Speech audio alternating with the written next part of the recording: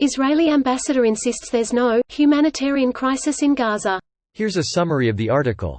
The Israeli ambassador to the United Nations insisted Sunday that there was not a humanitarian crisis in Gaza despite the reported shortages of fuel, water and medical supplies in the territory and warnings from international aid groups that the situation in the enclave grows dire by the day. "I'm not saying that the life in Gaza is great," Israeli ambassador Gilad Erdan said on CNN's State of the Union. And, obviously, Hamas is the only one that should be held accountable for any situation in Gaza. But there is a standard, due to international humanitarian law.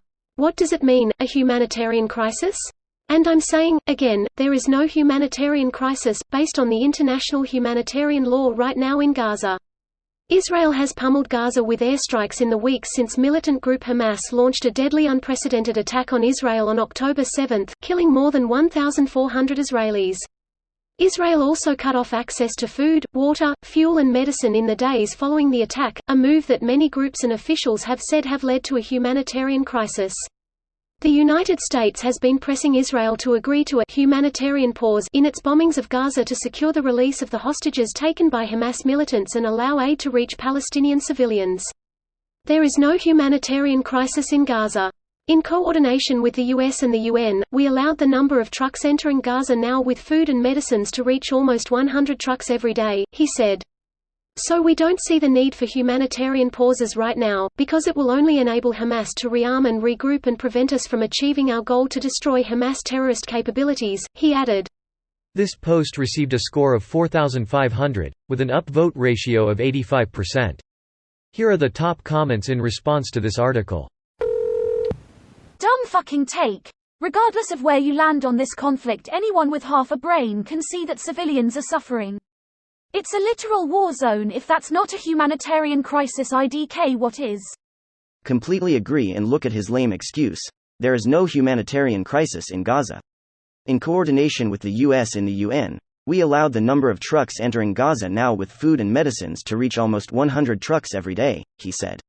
So we don't see the need for humanitarian pauses right now, because it will only enable Hamas to rearm and regroup and prevent us from achieving our goal to destroy Hamas terrorist capabilities, he added.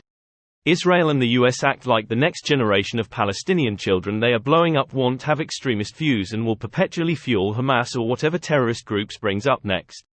Seriously, put yourself in their shoes.